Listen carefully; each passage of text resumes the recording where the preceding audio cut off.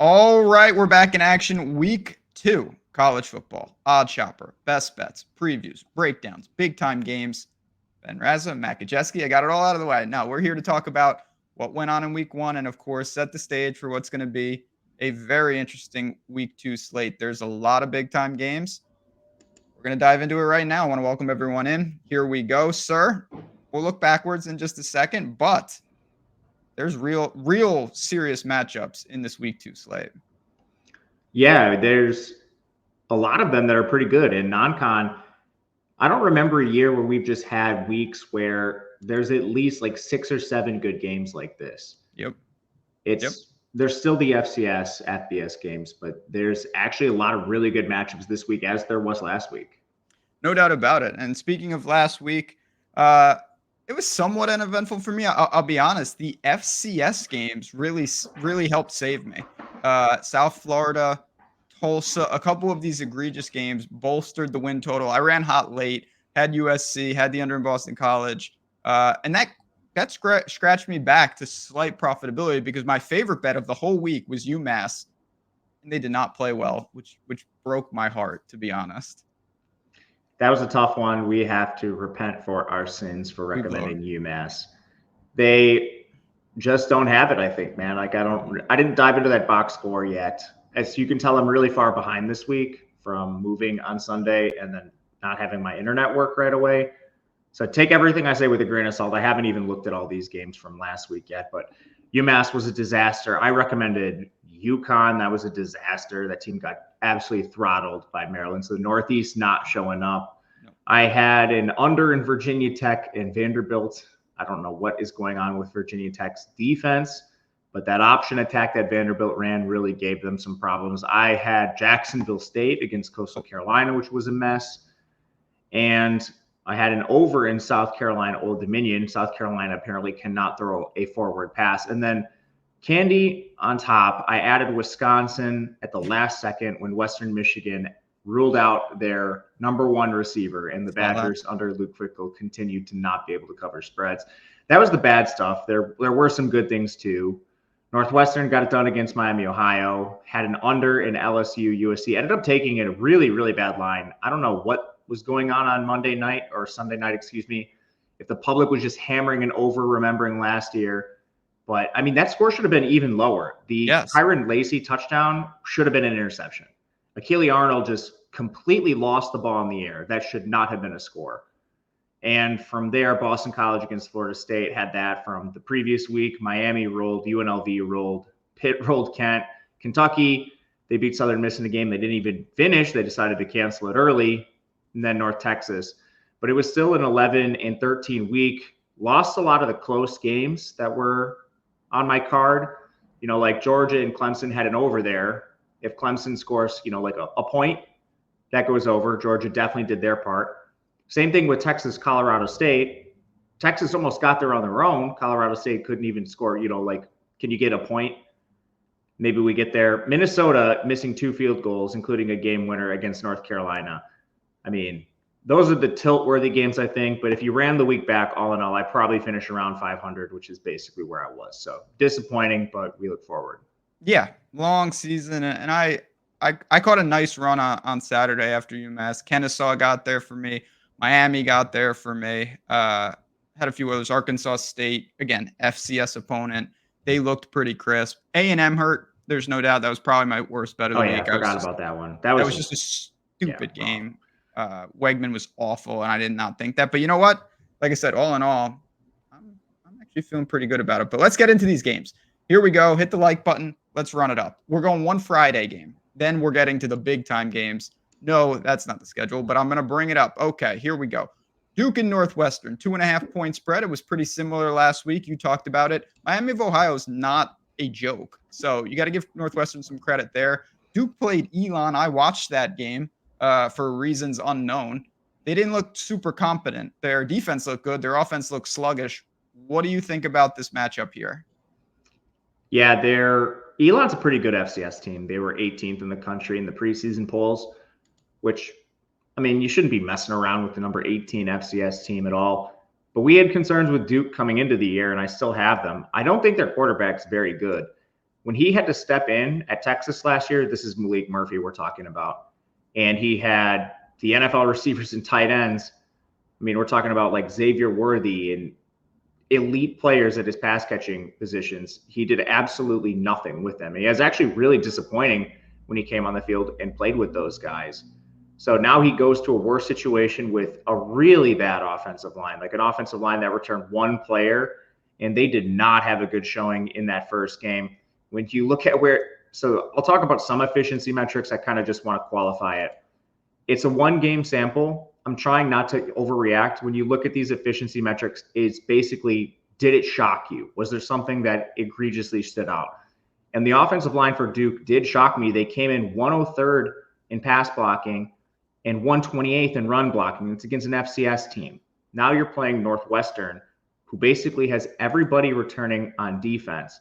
They had a couple injuries in their most recent game, but I think they're going to get back some of their players.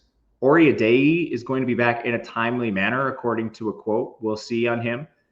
But this is still a defense that has 9 starters returning. They added 2 transfers at linebacker to fill the void. It's a very good defense. We saw them shut down the best team in the MAC's offense. Not that they play fast or anything, but still a better data point than what Duke faced. And then on the Duke defense, this team, they looked good against an FCS team, yes, but they still only returned 6 starters and only 1 in their front 7. Well, what does Northwestern do? They changed OCs. They have the former South Dakota State OC coming in. The offense is like a 30% pass rate at this point. You're leaning on this offensive line. You're leaning on Cam Porter and Mike Wright, who is a dual threat quarterback, played at multiple schools now. And you got 2 stud tight ends that are good blockers. Really only replaced 1 offensive lineman because of the transfers they brought in. I think Northwestern has success running the ball, and I'm not sure Duke has any offensive success the entire year with Malik Murphy underachieving behind a horrific offensive line, not to mention his pass catchers are awful outside of Jordan Moore. So I'm actually on Northwestern in this game, and I'm willing to play this up to 3. I have a 2.5 right now. Yep, there's 2.5s out there, pushing a little juice. Minus 118 on DraftKings. Again, you can just straight shop this right on Odd Shopper. I couldn't find anything better than that, but I'm with you. It's Northwestern to pass. I haven't bet this game, but I might bet Northwestern in this. I was not impressed with Duke. I told you it's 1 game. I don't want to overreact, but they did not look super competent against Elon, and Northwestern's defense really should provide some serious challenges. It's no surprise that this total is in the dumpster. It's at 36.5, and that might be honestly too high.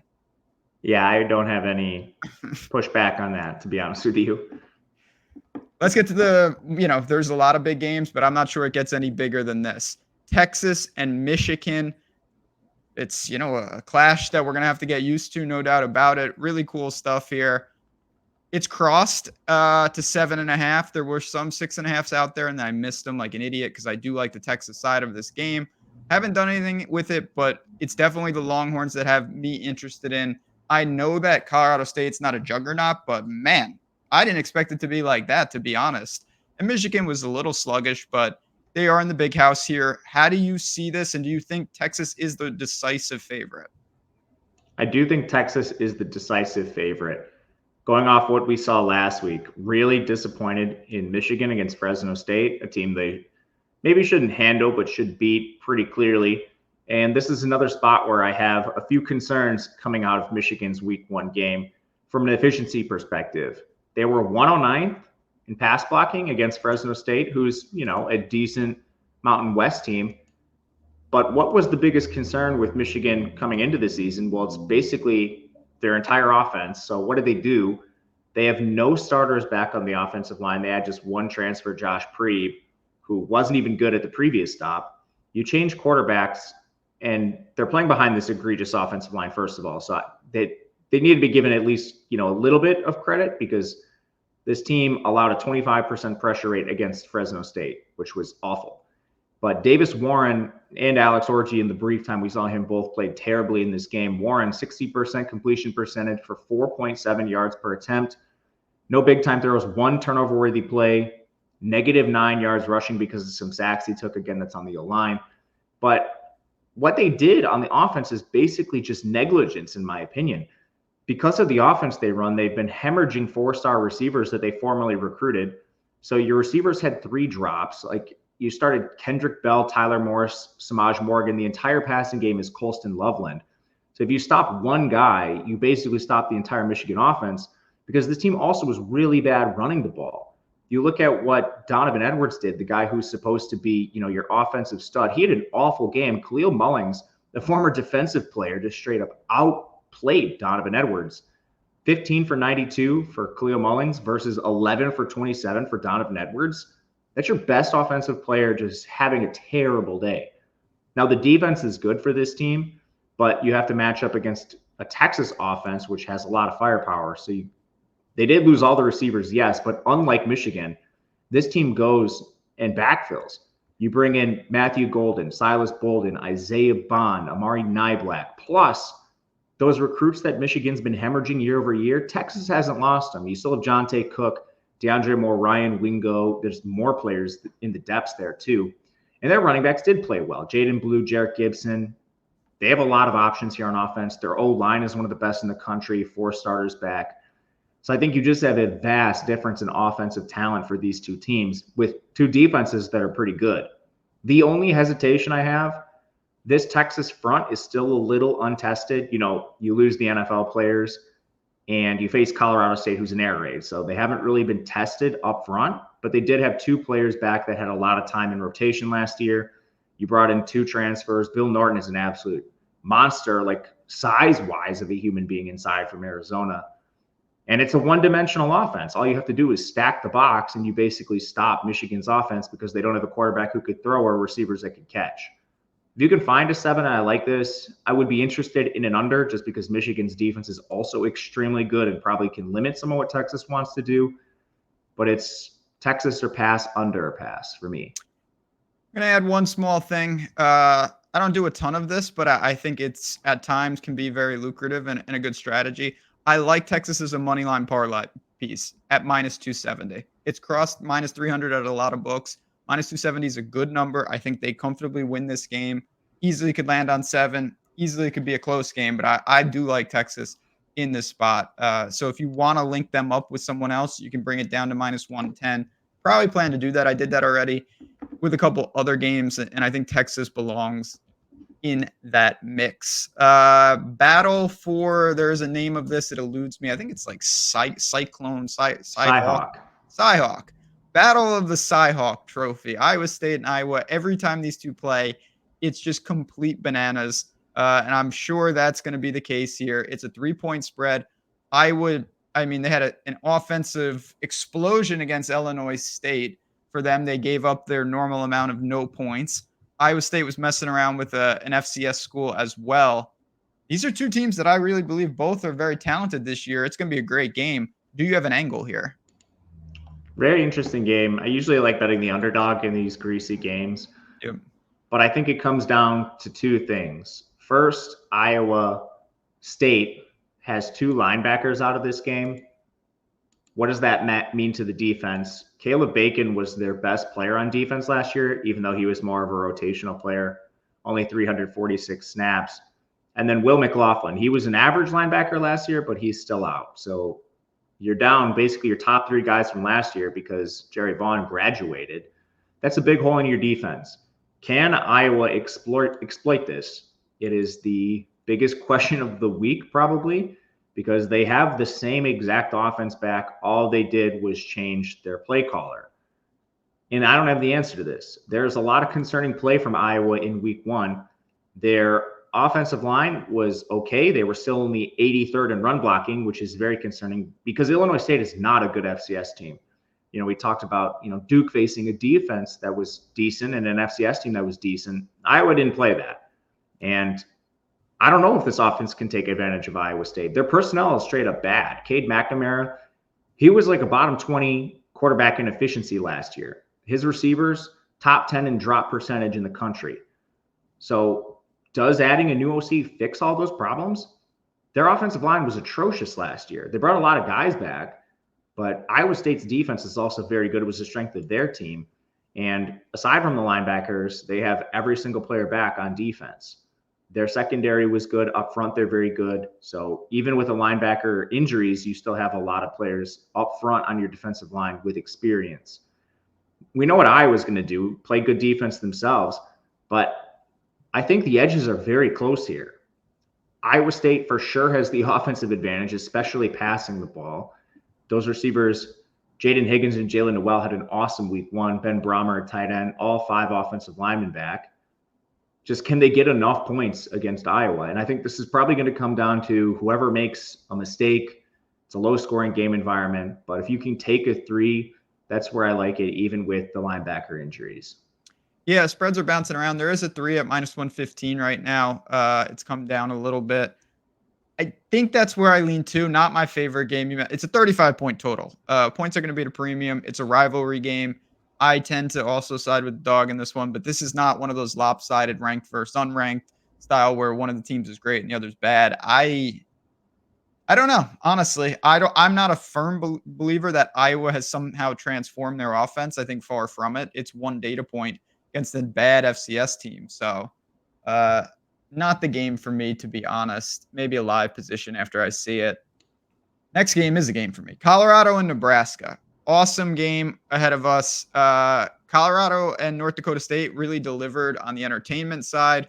I got a moneyline parlay through with them. That was another way that salvaged my week because Colorado at times was shaky. Travis Hunter was unbelievable. Sanders was obviously racking up numbers as well. But now they hit the road against the Nebraska team it was UTEP, but there's got to be at least excitement around this game. It is cross 6. It almost mirrors Texas. It's cross 6.5 to 7.5. Money line is -265. I'm on the Nebraska side, particularly rolling them into those money line parlays. What do you make of this game? I like an over. I took over 57. Colorado increased their pace. So they did some weird stuff last year. They had the early season hyper speed. Then they change OCs mid-season and they go to super slow. They kind of met somewhere in the middle, and I'm expecting that to be around their pace this year with this offense, especially because you shouldn't play at hyperspeed with the defense you have on the field. And then Nebraska was also much faster, which I think you could explain by just having Raiola versus last year you were trotting out Jeff Sims and Harburg, and they passed the ball 43% of the time. That's not going to be the case this year with Nebraska. So I think right away there's just a little meat left on the bone for an over. Not to mention we didn't even talk player personnel.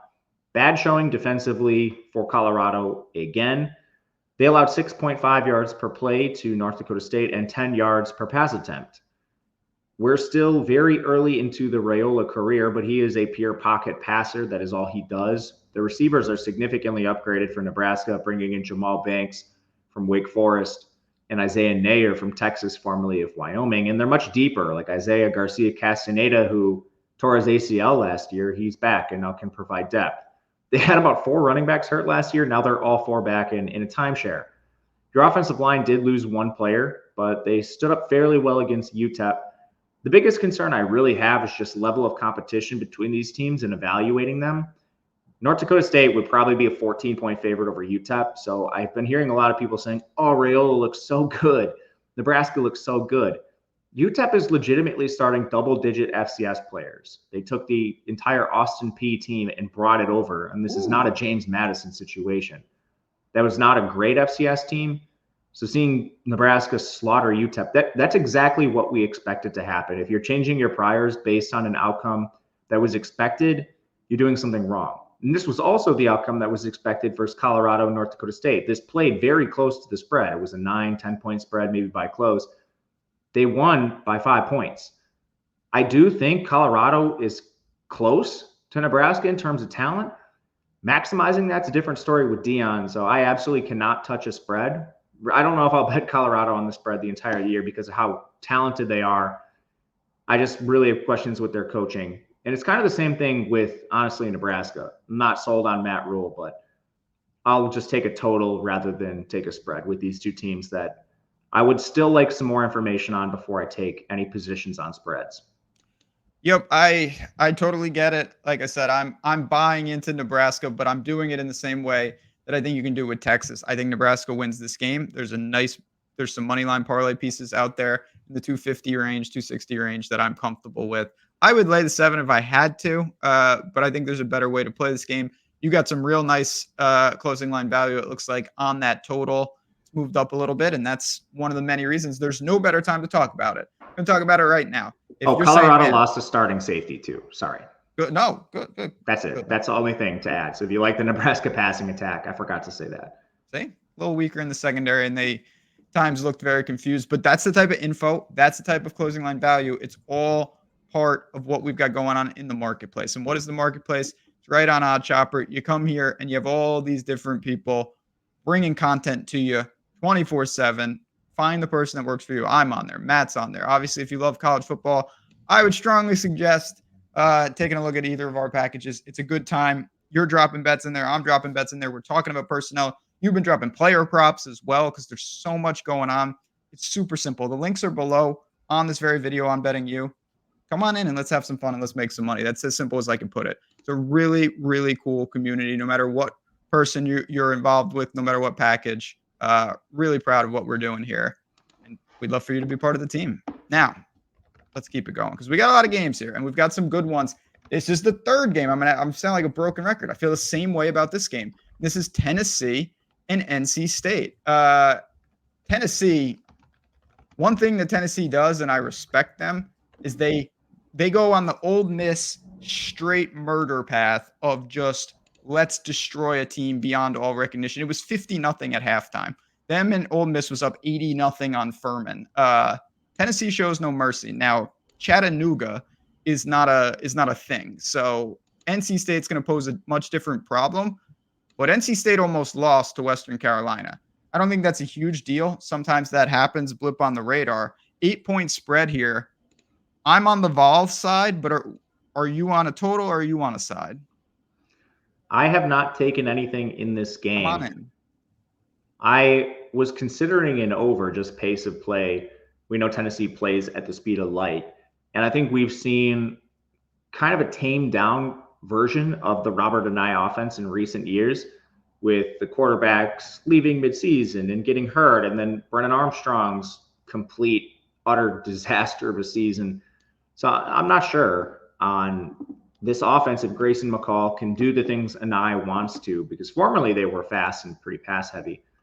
But in that game against Western Carolina, it was very, very sloppy. And I think this honestly could have been much wider in favor of NC State. They outgained them pretty clearly. It was 7.1 to 6.1 yards per play. But you look at some of the grossness from this game. North Carolina State had an interception on the Western Carolina 8-yard line that turned into a touchdown for Western Carolina. NC State had a turnover on downs. It was a 4th and 1 at the Western Carolina 40.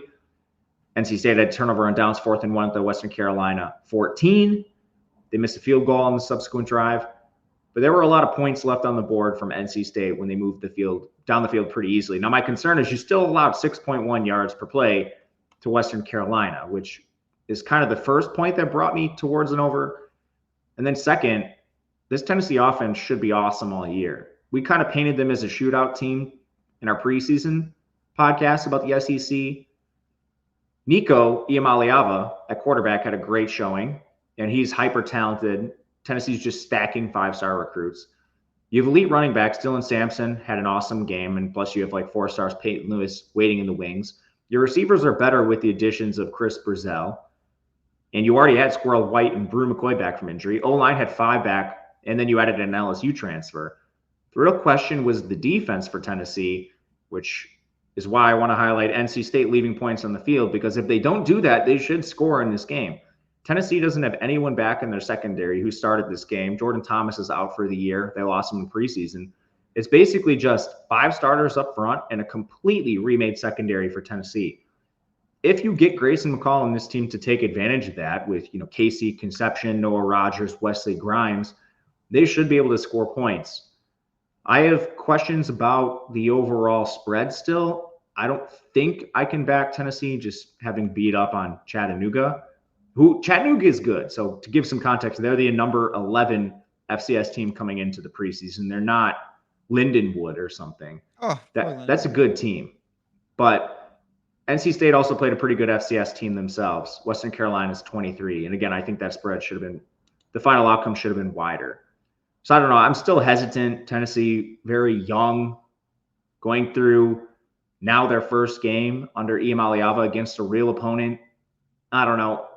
It's Tennessee or pass for me right now. This would have to get, like closer to 10 for me to consider NC State. But I like the over more than anything else. Like right now, the score would have to finish something like 31 or 34-27 for this to go over, which I think is definitely in the range.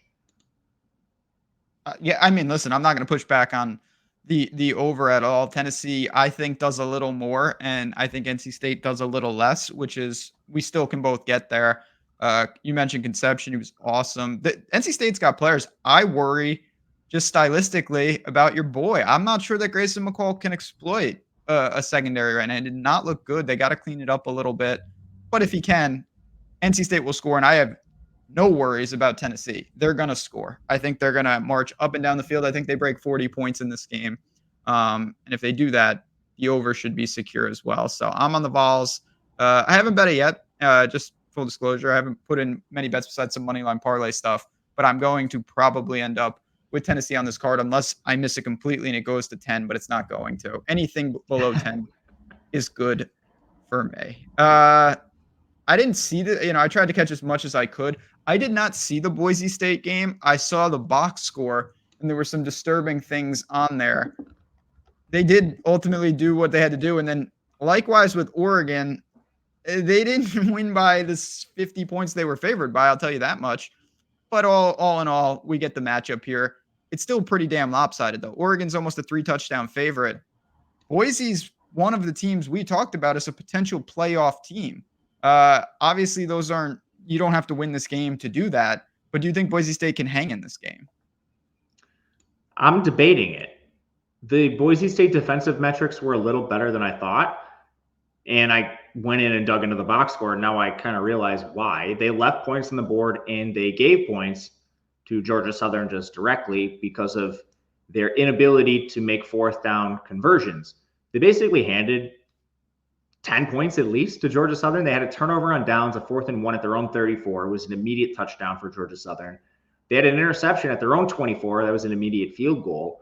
And then they also had a turnover on downs, a 4th and 6 at the Georgia Southern 34. I mean, you're not far from the red zone there. Plus, they had 8 penalties, which really killed drives. So, I mean, if you love turnover on downs, Boise State and Oregon meeting is the dream matchup for you because Oregon wasn't much better. Their turnover on downs were pretty egregious, a lot of them in their own territory. They had a 4th and 3 at their own 45, a 4th and 1 at their own 36. Couldn't convert either of them. They fumbled at the Idaho 22 going into score. They missed a field goal. So it's kind of a carbon copy. Both these games were just the favorite leaving points on the board, and the points they gave their opponents ended up, costing the spread. Boise should have covered that game. Now you move forward. It's just a vast difference in talent. Oregon also held out some guys from the game against Idaho. Jeffrey Bassa got hurt in the game, their linebacker. Cam Alexander didn't play either, nor did Gary Bryant. But I think both those guys are going to return now that you have a real competitive game on deck. Gabriel still played pretty well.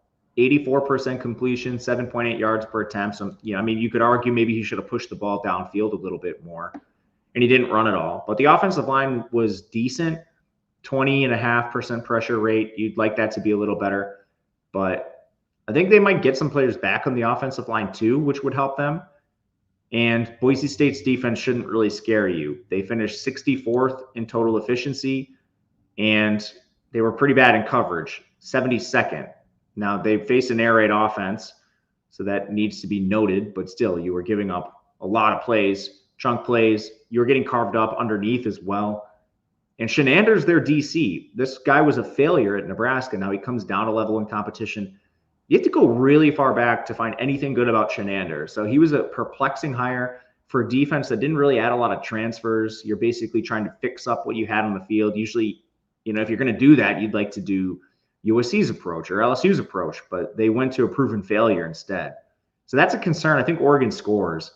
On the other side, it's can Oregon stop Genty in the Boise State offense? Mattis Madsen had a decent showing. And I say decent because the 9.0 yards per attempt and 71 completion are good. But one big-time throw, 2 turnover-worthy plays. Should have had 2 interceptions in this game. He doesn't run the ball at all. The Boise offensive line allowed 23% pressure rate, which isn't good, isn't bad, but they're definitely going to be under more pressure against Oregon. I don't know. I think it's just going to be a stay away for me. The only way I would play this is if it got to like 21, then I would consider points with Boise. Any lean, I also probably going to be a stay away from me. I was looking at the over a little bit because I do think Boise can put up some points, and I expect Oregon to be a lot crisper. It's going to need to be efficiency, which neither team Definitely. showed, because neither team is fast. Oregon was 90th in pace last year, and Boise, they finished 43rd in pace, but a lot of teams don't qualify after week one. Their seconds per play would be around 90th if you extrapolated that to where last year's teams ranked. So you're definitely not dealing with a pace up game, and I don't think it behooves Boise to try to do that. So you'll need these turnover on downs to be converted into points instead of the opposite. But that could happen. You have two good offenses. You saw a lot of that in week one. I'm not going to overreact, but if you're looking for an angle in the game, that's probably my favorite of it. I do want to mention real quick always, by the way, it's available in podcast form. It's right there. Download it, rate, review, all of that good stuff. So if you're going for a jog or doing something crazy, you're on a car ride, fire up Betting You and listen to us talk about Arkansas and Oklahoma State. Now, a little side story, true story. Went to DraftKings on whatever day Arkansas played, and I picked up Arkansas Pine Bluff plus 70.5 points. The game ends. I cover, and I'm very, very happy. And then I find out that they played 10-minute quarters in the second half, and my bet got voided. Very, very upsetting. They stole my Arkansas Pine Bluff victory from me. Arkansas obviously looked good, but seriously, Arkansas Pine Bluff it's not a talented team, unfortunately. For them, just a mismatch of epic proportions. So the Arkansas offense was really, really moving, and everything looked great. But what is going to happen now? Because Oklahoma State, credit to them, they got the job done against South Dakota State, who's a good team. South Dakota State is a good team, the number 2 team in the FCS. They should have won the game, I think. It was 5.5 yards per play for Oklahoma State, 6.0 yards per play for South Dakota State. South Dakota State had a turnover on down at the Oklahoma State 43. That was a field goal for Oklahoma State. They threw an INT at their own 40. That was a touchdown for Oklahoma State. They had a turnover on down at their own 40. Field goal for Oklahoma State. Another turnover on down right at midfield. That one actually didn't amount to anything. And then a turnover on down at their own 24. Why are you going for it on 4th down so many times in your own territory? Normally, I like this aggressiveness, but I mean, that costs them drastically in this game. And honestly, the score does not even indicate closely how close this game actually was. And if you had different decisions or just different outcomes on 4th down, this game could have been wildly close, because this Oklahoma State defense was concerning against South Dakota State. You allowed 4.4 yards per carry, 6.4 yards per attempt.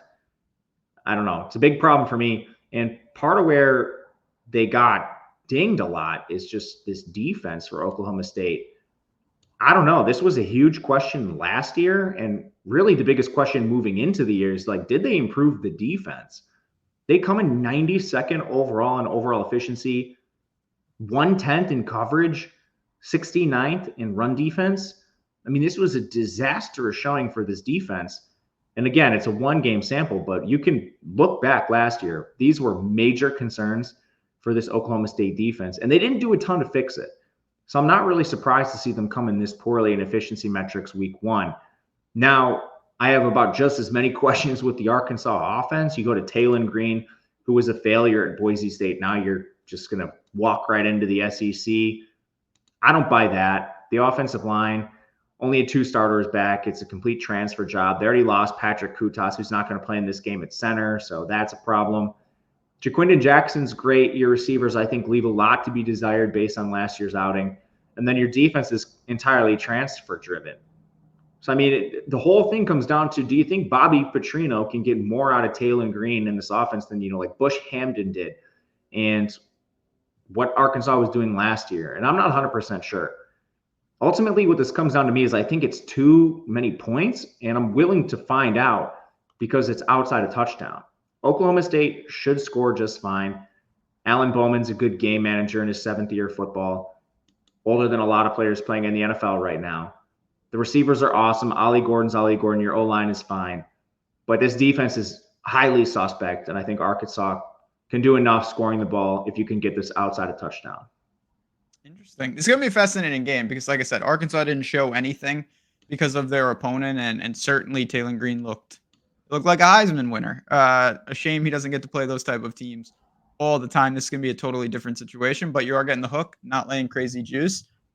Interesting game right there. Next game up, I'm going to try to pull it up somewhere in the world. I can't bet it. I can't even see it on DraftKings. That would be Georgia Tech and Syracuse. Two teams, obviously Georgia Tech, it's not their fault, but their elite win in Ireland doesn't look so good right now. Still, they're doing what they need to do. Syracuse, new regime. Talk to me about this game. What are you seeing in this matchup? Yeah, they obviously beat Florida State, which doesn't look as good, and then they come back and beat Georgia State, and that game was maybe a little closer than some people thought. I think it's fine. 7.8 yards per play to 5.7 yards per play for Georgia Tech. Yards per carry, 6.6. Georgia State did have 5.2, so that's worth noting. But, I mean, Georgia State, they did have a 4th and 1 that they didn't convert on the Georgia Tech 1-yard line. That was the opening drive. And then they fumbled on the second drive that gave Georgia Tech a touchdown. So, immediate disaster for Georgia State.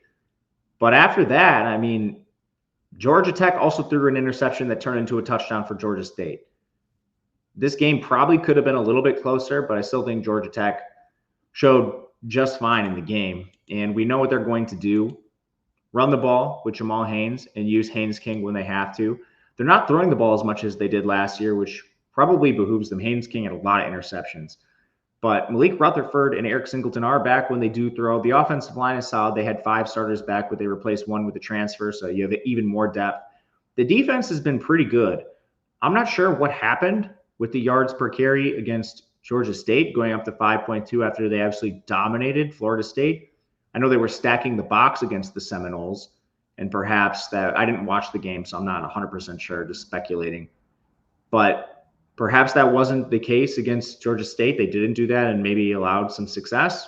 I don't know. Georgia State didn't have a lot of success throwing the ball, so that's worth noting. But overall, I still think this defense is pretty good and above average. Syracuse, you have to really dive in because of the opponent. Ohio is an absolute disaster. Project them as a bottom 3 team in the MAC, which might be a surprise to some, but their whole team was rated in the portal and they couldn't do anything to stop it. This Syracuse team looked good on offense. Kyle McCord looked great, but I don't know how good Ohio is at all. Like, I think this might be a bottom 3 team. And now they allowed a decent amount of rushing production. They allowed 203 yards to Anthony Tyus, 12.7 yards per carry. Now you have to defend Haynes King and Jamal Haynes with that? I don't know. Plus, you lost Marlo Wax, your stud linebacker. He's the best defender on the entire team. He's out at least 6 weeks. I'm willing to lay the points with Georgia Tech if you can get a field goal. You might be able to get a 2.5 if you wait. There is a 2.5 on FanDuel. It's pushing -120, but it has popped up. And again, these are changing in real time. So, again, if you're in Discord or you're part of our marketplace, both of us will be talking about this game, I'm sure.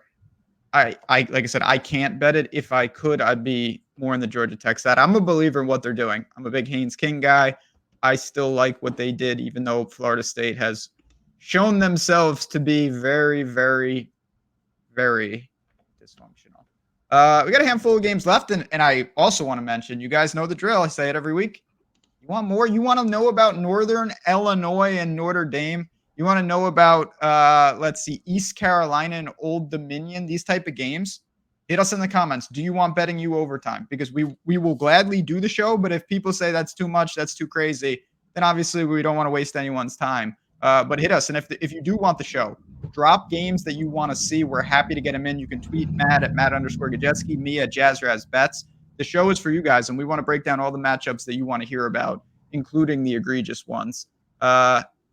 This is a game that we've gotten. I'm sure there's a reason that they keep playing and whatnot, but I'm interested to see Kansas and Illinois, 5.5-point spread. You took already an unsolicited shot at Lindenwood for no reason. You're going to kill our views at that college, but that's all right. The Illini are here, much tougher opponent. Is Kansas ready for this hurdle to clear? I think so. And I'm sure Lindenwood is very good at a lot of things. They play some hoops. Not football. Maybe they're good in the FCS. I don't know. They're not ranked they're preseason. not. They're not good. Okay. Sorry, Lindenwood. I'm sure you guys have a lot of great stuff, though. I am not buying Illinois. This is a team I was pretty out on heading into the season. Unders on their win totals. Kansas is a team I like a lot, who brings back a lot. Jalen Daniels, one of the most efficient signal callers when he's healthy. Presumably he is now. Did the training wheels on him in week 1, and he came out of it unscathed. All 3 of his receivers back. One of the most efficient running backs in the country, Devin Neal. Solid backup in Highshaw.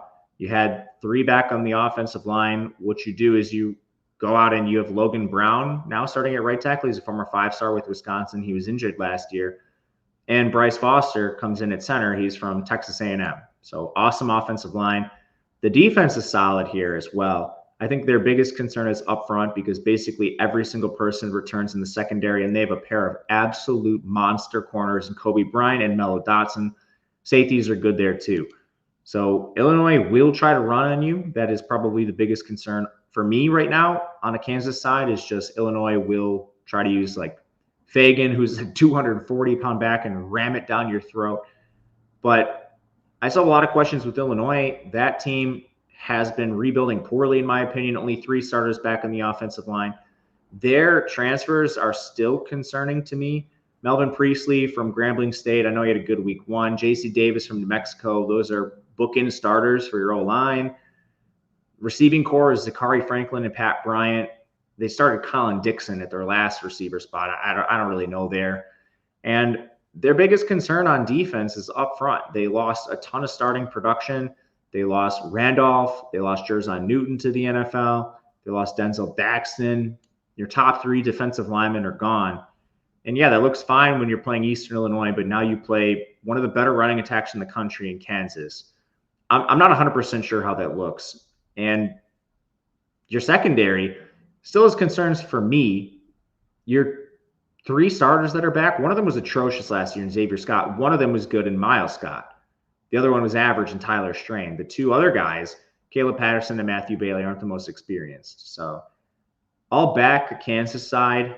I like this more than the market, but coming into the season, power rating these 2 teams, I was also a little lower on Illinois than most other people. So I'm not real surprised I like this spot. Yeah, and I always think week 2 is very interesting at that because you have one data point, and a lot of people extrapolate probably unnecessarily how good or bad a team is based on one random game, particularly when it's like an FCS opponent. So I'm with you there. Reasonable number, hasn't even been close to testing 7. Anything like that, you can comfortably slide inside a touchdown. We got Mississippi State. They're another team that played nobody against Arizona State, who I didn't see the game, but they were doing some things to Wyoming. They're, again, a favorite in the desert, 6.5 points. What do you make of it? Is Arizona State better than we thought, or it's just a product of playing what looks like 2 gettable opponents? I think this is an overreaction to the Wyoming game. There were some people out there calling Evan Svoboda, Josh Allen. I mean, those people should be put in prison immediately for ever making the comparison for the guy that couldn't beat out Andrew Peasley to Josh Allen. It's like egregious oversight by anyone who said that. And Wyoming went down immediately in the game. Like, surprise, surprise. Svoboda threw an interception for a pick 6 in the first play of the game. And then the second play, the next drive they go out on offense, it's immediate turnover. And now they're down 2 scores. And what does Wyoming do? They grind the ball to dust. So when you're 12 minutes left in the first quarter, you're down by 2 scores. What do you think is going to happen?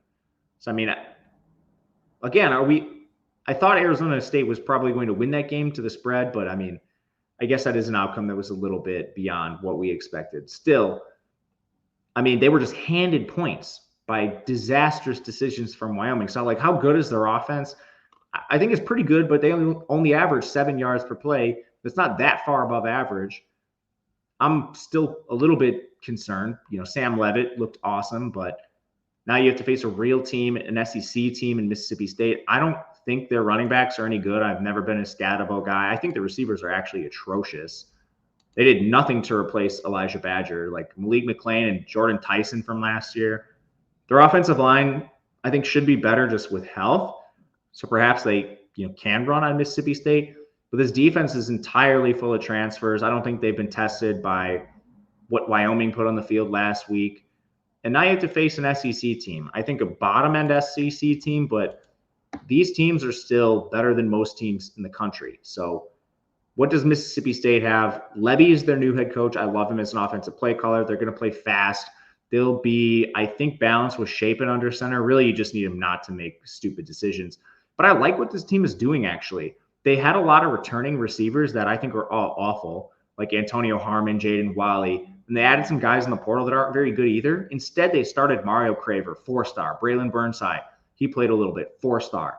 Like, play your young elite recruits. Quit playing these dusty guys. And that's immediately what Levy did. Maybe it doesn't work out in the long term. We've seen this multiple times. Like Ted McMillan and Luther Burden both had shaky first seasons, and then they ended up as studs. But like, play your good players. So thank you for that.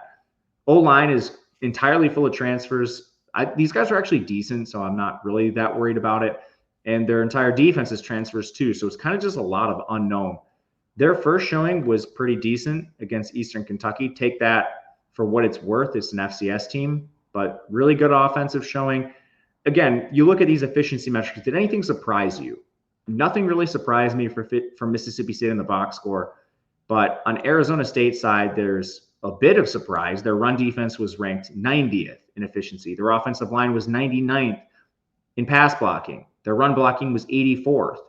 So I think there's just a lot of misleading stuff in the Arizona State box score because Wyoming's signal caller is an absolute moron. So I'm willing to take points with Mississippi State.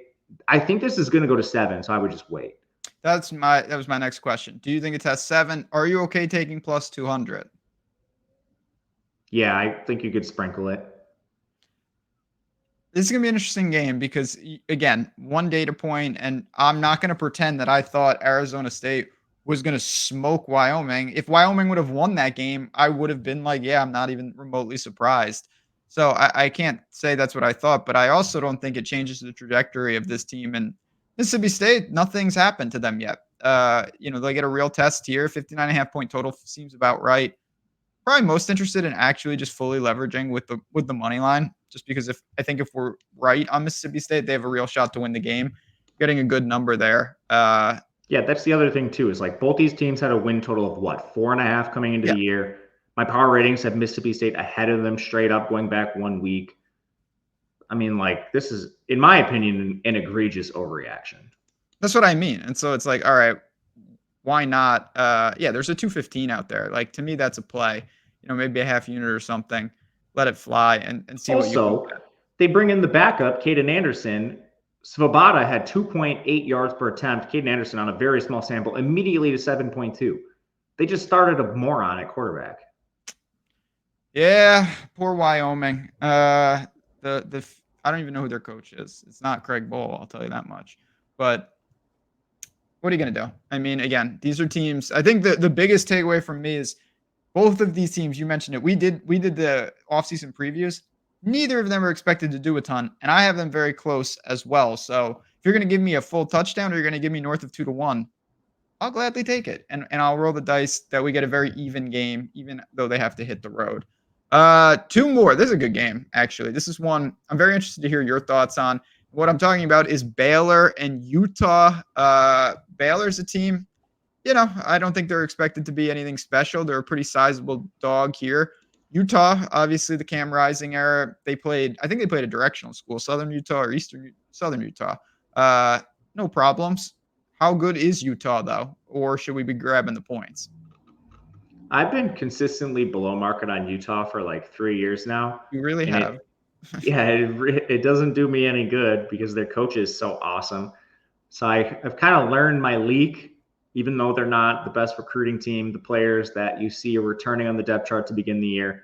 Generally, you can expect a little more from those players because Whittingham gets more out of them. So I've learned my lesson. But at the same time, I have concerns in this game covering a 14 or 15 point spread, 2 full touchdowns, because of some defensive injuries. They lost Keenan Johnson, one of their corners, out for the year.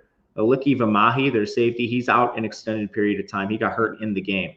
Lavani Damouni at linebacker, one of the starters from last year, didn't play in week 1. Now, there's been no word on him. Some teams just hold out starters against FCS teams, so want to hesitate with him. But you're down 2 starters in your secondary already, and you played an FCS team, so absolute disaster there. Baylor's fully healthy. And I already had concerns with Utah at a couple of spots. Defensively, I certainly have concerns. This team finished 108th in run defense and 60th in coverage, despite the poor opponent. I mean, you look back to last year's team, they had some issues on defense. This team was barely top 70 in run defense last year. They were 61st. They were 72nd in pass rush and 85th in coverage. They basically bring everybody back. So again, you're relying on coaching, but now you lose 2 starters. This was an average defense, and they showed some leaks immediately in that first game. Like ranking 108th in run defensive efficiency is, I think, a real problem initially. Like you look at the defensive numbers for some of these guys from Southern Utah who couldn't pass. They allowed like 7.3 yards per carry to Lamson, 9 yards per carry to Athey, 13 yards per carry to, oh man, this is going to be a tough one, Ale Helefula. A lot of production. I know they weren't trying and playing all those guys all the time. And they pulled their starters really early, especially Rising. But I mean, this also goes back to last year and where we have them power rated. Just some questions on defense that I think some people are automatically erasing because of the opponent. And yeah, the offense should be good. I'm happy that Rising ran. I think to really maximize this offense, they definitely need to run. And they should have success against Baylor. Like Baylor doesn't have a great defense. But Baylor's offense is competent, especially with those injuries they'll be facing in Utah. Their receivers, I think, are fine. Their offensive line is easily the strength of their team. They return basically everybody, and they added 4 transfers. Your run game has 4 or 5 guys with starting experience: Richardson, Pendergrass, Reese. They have 4 starting receivers back, plus Ashton Hawkins. I think Baylor's offense can do enough here. And Utah still have questions on defense. Conversely, I think Utah scores whenever they want to. But again, you're getting 2 scores, 15 points in some spots. I took a 15.5. I'm willing to play anything outside of 14 with Baylor. 14.5 minus 112 on the screen right now. Can I interest you in an over 54.5? Yeah. That's kind of what I'm looking at. You mentioned it. I think Utah, despite them maybe not being at the height of their powers, they're still going to score. And I think Baylor can keep pace in some extent. Fine efficiency. It's nothing comical, but tempo should be okay. I think both these teams have a chance to put up quality outputs. I think Utah's efficient. Their offense is solid. Their line should be better than last year. They started some uncharacteristic, like young, highly recruited players. If you're like a 4-star like Caleb Lomu and Spencer Fano, and you didn't have a great season as a freshman, but you're a high recruit, I expect Whittingham to get more out of you. But bringing in Singer at receiver from USC and Arizona, getting Pittman back from injury, getting Keithy back from injury, Micah Bernard back from injury. I mean, I think there's a lot of juice on this offense. So last year they were 114th in pace. I think part of that is they didn't have a quarterback and they couldn't throw the ball. Now you have Rising and all these players returning from injury. The pace is not going to be light speed, but it's probably going to be better than 114th. And then Baylor hired Spavital as their OC. They're going to play fast and throw more. So hopefully they can take advantage of the secondary. Final game up on Betting You today. It probably could be relegated to the second episode, but they're our team, and that means we make an exception, and that means it's Texas State time. They take on UTSA, who we both astutely pointed out, maybe giving up to, they were 25-point favorite against Kennesaw, and they were up 21-3, and they almost lost that game. I watched it. Texas State, on the other hand, played Lamar. And this is a shameful thing to admit in public. I watched the Lamar Texas State game in full, saw it from start to finish. Texas State did what they normally do, which is move up and down the field and then just throw the ball to the other team via fumbles. They're missing field goals, turnover on downs. You talked about this with Oregon. You talked about this with Boise, other teams. Texas State was in that wrinkle. It's a 1-point spread here. What are we doing? It's continuing to move too. This is the worst line I've eaten all week. I already bet Texas State as a favorite. So the dog price, I think that's fine. I still have a lot of questions about UTSA. Both these teams, basically played FCS teams. Kennesaw's not anymore, but they were last year. Didn't look great. Texas State played Lamar. Definitely didn't look great. I'll start injuries, I guess. I think UTSA has more questions, in my opinion. They already lost a couple players to arrest this offseason. One of their defensive tackles, Nick Booker-Brown, was arrested.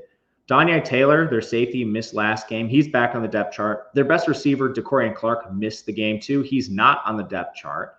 Jaron Randall got hurt in the game. It was a gruesome injury, and somehow it's not season-ending. And then they missed 2 offensive linemen, Mekhi Hart and Luke Lepezi, neither on the depth chart this week. So you got a lot of injuries for UTSA and I guess suspensions. 2 offensive linemen that I had projected as starters, your best receiver, one of your backup receivers, and then on defense, 1 defensive tackle and your slot. On the other side, I think you just have much healthier performance out of Texas State. And I think some of these guys didn't play. There wasn't reporting. So I think this might honestly be just performance. Caleb Coleman, he was a starter last year. He didn't play, but they added 5 transfers in the secondary. That might be performance. Reporting's not great. Jimto Abigbo, he was a tackle last year. He was preseason all-conference, but they also added 4 transfers. That might be performance. I'm not sure. Torrance Burgess, I think, almost certainly is a running back. They have a ton of studs, including Ismail Mahdi. So I don't know if these are injuries or just performance, but what I'm trying to say is I think you have more questions roster-wise and personnel-wise with UTSA. You also have, I think, more drastic changes. You go from Frank Harris to Owen McCown, and then on the other side, you have Jordan McLeod coming in at quarterback, who had an awesome season with James Madison.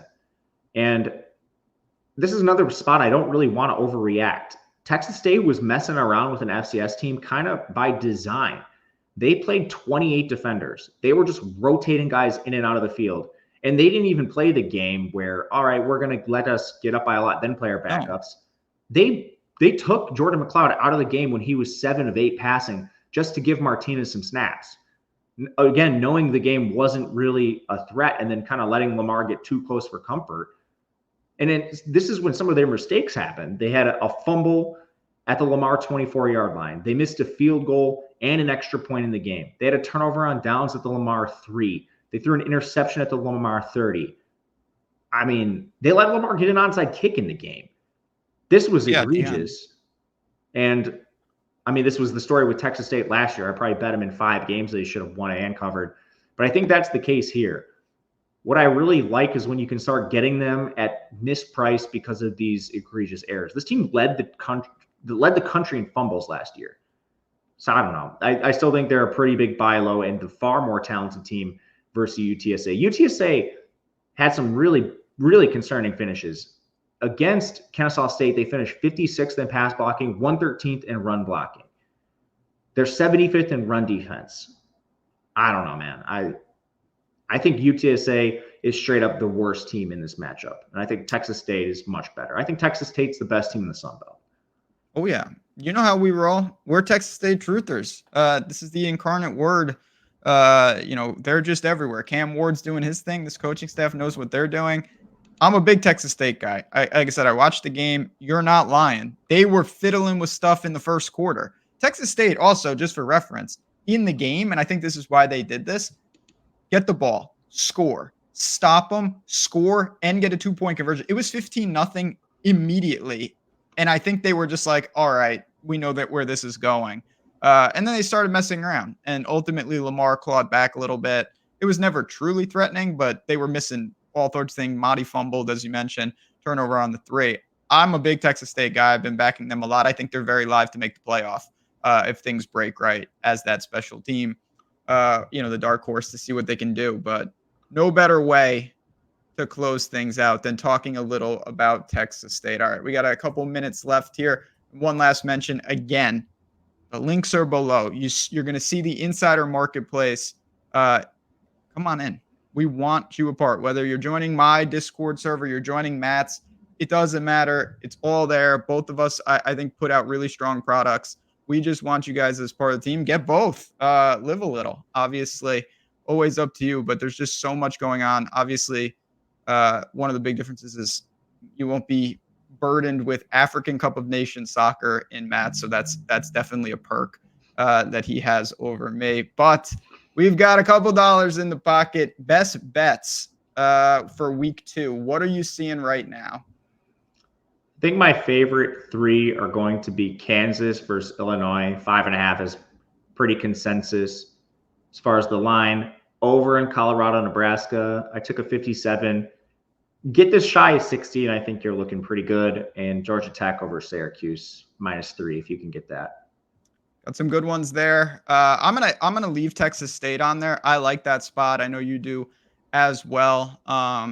Just a team that I've been buying. And then I'm gonna go back to the beginning. It's not the most. No, don't take the 20-1 as I fumble around here. I'm gonna take a shot with rolling some type of money line parlays. I already have one posted in Discord, but if you take a Nebraska and you take like a Texas, there's a couple other teams that I'm looking at. I think you can make some really nice numbers. You get them down. You can even get plus money on it. To me, that's definitely a line. -114 for those two to win. I am on board with that this week. And I'll probably have some egregious ones that we're going to add to if we do the second show. Again, you guys let us know on the way out. If you can hit the like button, it really goes a long way. But final thoughts for week 2. Floor is yours. Really excited for the games. Yeah. Should be on a normal schedule following my move and internet mishaps after this week. So yeah, you're looking good. Nothing to crazy. Do more, not have my internet cut out, get some more games, more totals, and provide more for you guys. Definitely be on the lookout. Your best bets videos will be dropping as well, I have a feeling. My parlay videos, just a lot of good stuff here at Odd Chopper. And friends, again, thanks for making betting you so much fun for us to do. It's all for you guys. The sport's been unbelievable. I hope it continues. I hope you guys continue to share it. Thanks again for tuning in. Let's cash some tickets. For me, for Matt, and for everyone here at Odd Chopper, good luck. We'll talk to you soon.